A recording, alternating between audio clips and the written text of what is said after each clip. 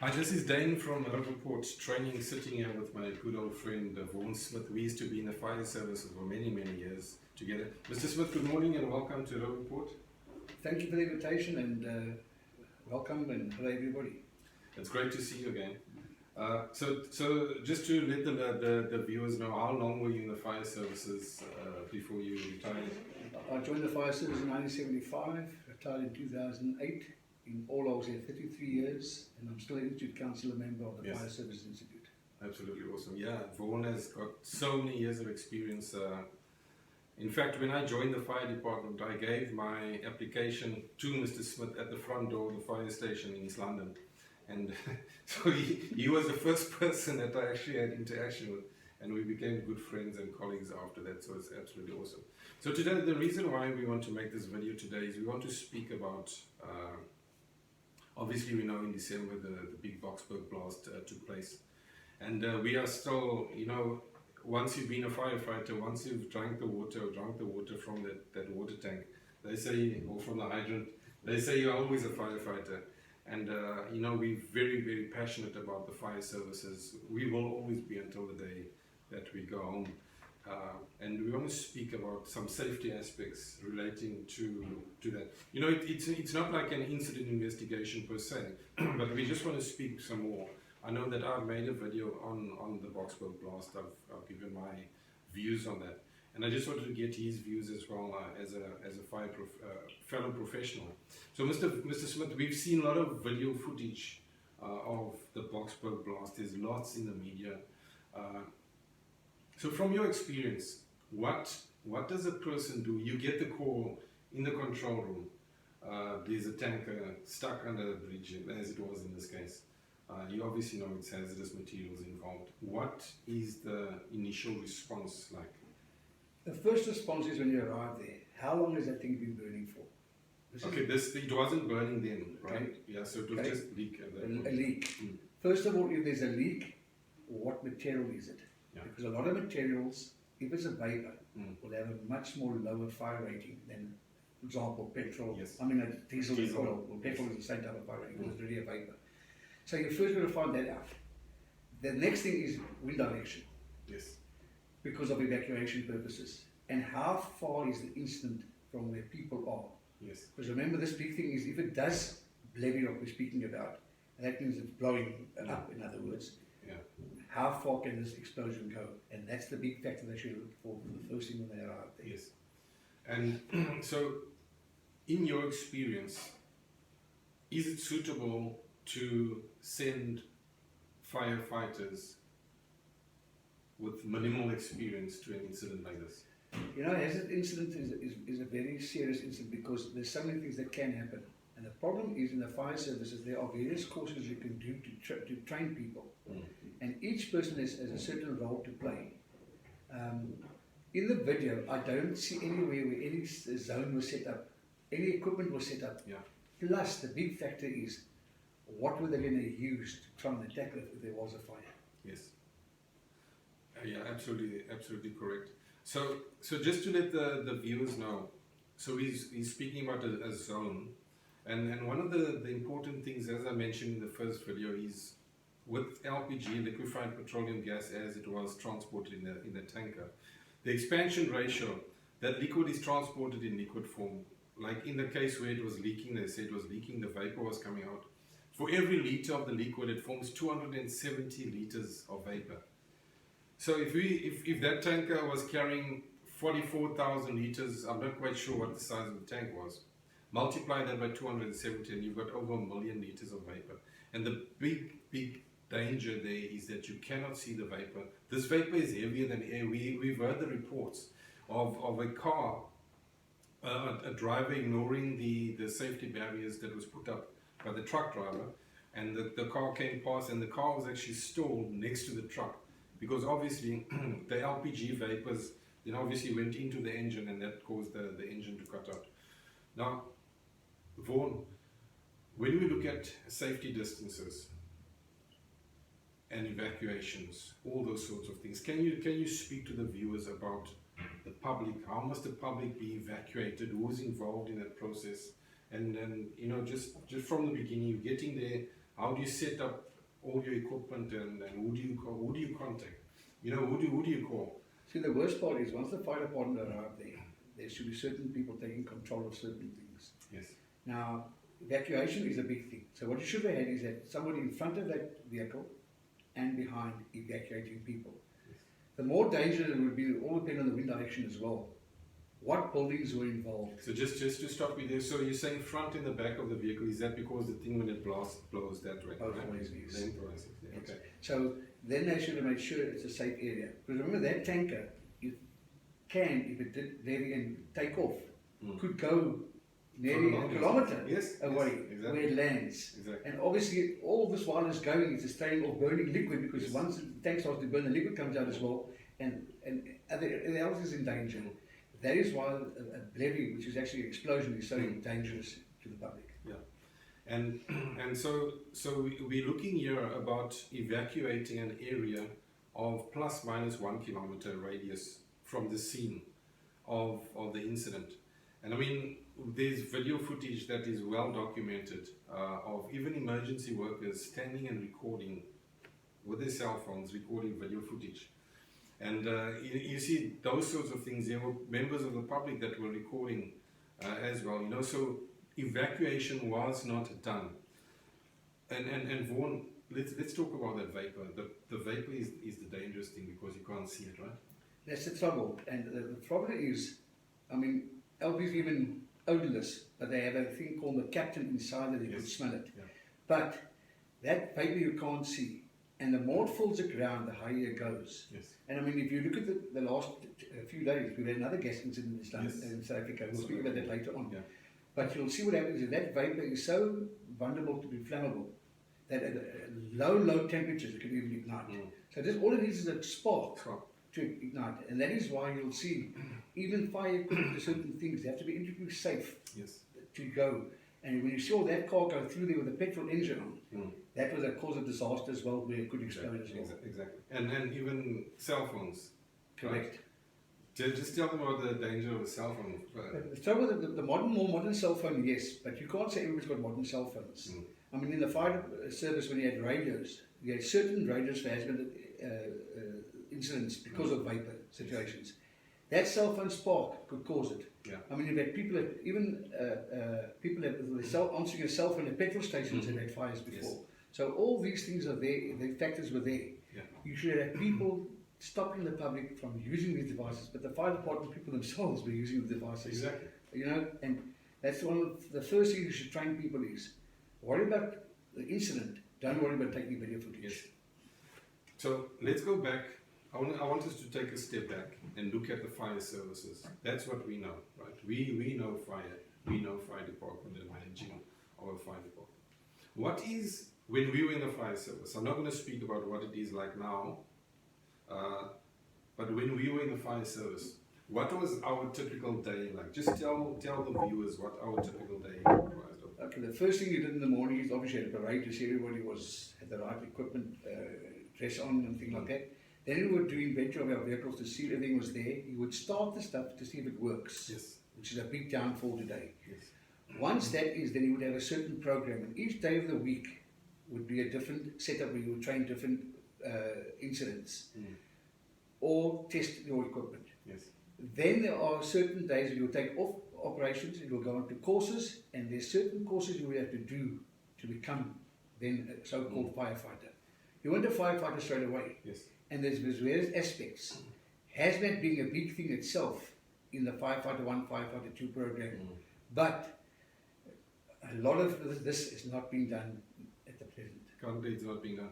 So currently, just to give the viewers an idea, currently what happens in the fire services, and I must stress that this is not happening at all the fire departments around South Africa, but I'll say 90% of them are doing this. With the firefighters, they've got absolutely no continuous training taking place. We used to do, can you remember how we used to do simulated exercises? Like we would simulate things and practice and practice and practice. And sometimes we had to wait a very long time until we could actually to respond to a call. Can you remember that? Dane, where we're lucky is you yourself, as well as myself, were involved with training. Yes. And this is where the big thing comes in. are there still the caliber of training officers available like we Yes. had in the past? Yeah. I mean, you know the fire department, the Thomas Boysons, Yes. the Herman Binnemans, Yes. the Sean Niders, those guys were excellent. Yeah. Other towns had great people as well. Mhm. This is where the whole aspect is coming down. Training has become a small game where it should be the big game. Exactly, exactly. And that is what prepares you. Training, folks, is the thing that prepares you for the eventuality. We actually train with the hope that we never need to use our skill. But the day it happens, like for example, I'll give you an example. Like one night we were on duty on a Saturday night, and we got a call and we were told that there's a cruise ship sinking in the middle of the ocean. And I had to respond. I was part of the crew. You know, so it's things that you train for, but you hope you never get to use your expertise. But coming back to the tanker, coming back to the tanker. So training, very, very important. How important is scene control? The first arriving unit taking charge of the scene. Because we heard that the driver of the tanker, he actually passed out. He collapsed because he was obviously inhaling so much LPG vapor. They had to take him to the hospital. First arriving officer, what does he do and who does he call? So what happens now is you have this whole incident. Obviously, they must have told it's a technical accident. Yes. So obviously, when you are on the route to a scene, obviously no scenes are the same. The first arriving officer knows who he is. He should be going through his mind. What's the first thing he's going to do? What sort of experience does he have? This first arriving officer? This first arriving officer should be well trained. Should have good experience in the fire service because of various incidents he can attend to. And he should be well qualified in all the incidents that take place. And don't tell me it can't be done, because it can be done. And this is what happens now is people are getting promoted where they are not suitable for the job. Yes. And this person will be an officer. Correct. At least 6-7 years of experience in the fire I would service. say so, yes, because remember, it's an operational officer, number one. Yes. And that operational officer should be trained in all these various aspects of the fire services. Remember, fire service, people think, oh, firemen sit there and play dominoes, Yes. you know, as the movies tell you. But a fire officer has to be trained in many, many fields. And that one of those fields is hazmat incidents. Yeah. And we've actually now, since Boksburg, we've come to see that there are quite a few other incidents that took place as well with tankers. Unfortunately, you know, many years ago in East London, and Dane will vouch for this, we used to have roadblocks where we should stop tankers with the traffic department, disaster management and the fire service, check all the documentation, check the medicals. I can guarantee you in the last 15 years there hasn't been a roadblock involving emergency services. Wow. I mean, tankers and things like this. And this is where the problem comes in. People, even the drivers, aren't correctly trained. I mean, and unfortunately, this is where the whole aspect comes. Because there's certain aspects that a driver of a hazmat vehicle has to follow procedures as well. Yes. And unfortunately, was this followed there? We can't answer because we were not there. So the fire department, they arrive on the scene. The senior officer is taking command of the thing, and obviously, evacuation needs to be priority. Who would be involved in that evacuation? How would they do evacuation in a situation like it was in the suburb in Boksburg? How would that actually take place? They'd obviously need more assistance, right? Obviously, you would need more assistance, and what happens is, in the fire service training for officers, you have what we call an incident commander training. Yes. This incident commander must be jacked up, and he takes control of everything, and he overrides. I don't even care if a senior officer comes in. This incident commander is in charge of this incident, and he should take control and work from there. Whether this was taking place in Boksburg, I cannot answer for the people, as I say, I wasn't there. But it doesn't seem it, the way the things transpired afterwards, that they had a proper incident commander on the scene. Yeah. And then obviously, you know, I mean, there were 37 people, from what we know, that have died in that Boksburg explosion. And commiserations once again to the families. It's terrible. But folks, the point that we are trying to drive home is that if the fire services do their job the way it should be done, then lives can be spared. Is that not? Well, you know, you hit the nail on the head now, because the first thing in the fire service is save lives. Yes. Then we save property. Yes. Then we extinguish fires. Yes. The people got it the wrong way around. Yeah. When they see it there, they go mad and they want to extinguish the fire. Is it the public's lives all in danger safe? Are you saving the property? Then you worry about the fire. Yes. That is the way that it should be done. Are they doing it? I can't answer the question. Yeah, exactly. And I think that really Boksburg was, it's systemic, I think, of the state of the fire service in South Africa at the moment. And would you agree with me? You know, unfortunately, I have to agree with you because I've travelled quite extensively to the fire services in the last few years, and the state of the fire services is in disarray. Because number one is, and I'm not going to go into the reasons why, I have my own reservations, but you can go to the rural areas. There's fire departments, but there's no guidance. And this is where the big thing comes from. Who guides the fire services and the roles they have to play? Yes. Because every fire service is short-staffed, every fire's equipment is outdated, every fire service, people have a don't care attitude, and it's not anymore a career choice, it's just a meal ticket. It's a job. It's a job. And you know, to be a firefighter is a calling. I can tell you that, right? That is a calling. And you know, you must really want to serve the public, and you must want to save people's lives when you're a firefighter. And you know, so we really, you know, we're making these awareness videos to let the public realize that there's no guarantee, basically. If a fire breaks out at your house, that your house will be saved. The public needs to be educated in the dangers of going and, you know, like looking at incidents like in Boksburg, for example. You know, like driving through barricades. That is wrong. You know, don't go there and do video recordings, because your cell phone gives off static electricity. You can ignite the vapors. You know, they all saying about the fire, but they don't actually know who caused the fire. You know, the truck, the vapor, we understand that. But the source of ignition, they won't be able to find that out. You see, there are so many different sources of ignition. You know, when you talk about gas, for example, a few days ago in Gansbaai, there's a family that were wiped out. Gas cylinder on in the kitchen, they went out for the evening, came back, smelt what they thought was gas, obviously it was the captain. Yeah. The husband in his wisdom went and put the kitchen light on, explosion. Him and wife both gone. And that is why people, because of load shedding, more people are turning to gas. Yes. But are they doing legally? Unfortunately not. Yes.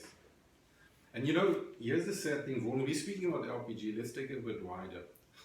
Let's look at the townships around the country. You have got a guy that's got a container and he's filling gas. He's filling gas. And he's doing it illegally most of the time. I'll say 99.9% of those installations are illegal. Well, I mean, you drive around East London if you want to. I mean, you take the Cove Rock, there's one. Just outside another place, they're in little containers. But when those things go, those townships are so close by, you're going to have more deaths. You're going to have massive amount of deaths. So folks, you really need to be very, very careful around this sort of thing. We've been at many fires where LPG cylinders have blown double-story houses to people, warehouses to pieces, blown double-story house to pieces. People have been killed. I mean, we go to Duncan Village, you know, if those things are missiles, and it is very, very dangerous. So we'll make another video in the coming days just to really conscientize the public, just to make them aware of the dangers of LPG, even petrol, all those sorts of things. You know, we really need to start educating the public because there are so many things out there that can take your life. You were just in the wrong place at the wrong time, and bam. And that is why every building that has gas is supposed to be certified. Yes. And unfortunately, people, it's not happening. And if something goes wrong, the first thing your insurance company will look at is that loophole. Yes. You lose your whole home, you lose everything. Yes. Because of illegal gas bottles. Installation. And this is a reality, people. Listen to an old fool, because I've seen it, and I've got family in the insurance game, and this happens on a daily basis, even in East London. Yes, absolutely. Mr. Smith, thank you so much for your time, and always great chatting to you. Thanks for the opportunity, and it's so nice to speak off the cuff. you aren't prepared. Just that our knowledge is great enough to answer the questions that you ask because what you do. And obviously, I'm getting cold shivers thinking of those lives lost. But remember one thing, people. We ourselves can do ourselves more harm by doing the illegal route, especially with LPG, electricity in our own home. Let us make sure that we are safe as well. Yes. If you need training in anything related to fire, medical, or whatever, contact Riverport's Training Academy. You can get our details online. We also have a Facebook page. And yes, we are the professionals. We've got a lot of experience and we can certainly help you, take you off the safety edge. Thank you so much for viewing, and we'll catch you on the next video. Thank you, people. Thank you. Thank you.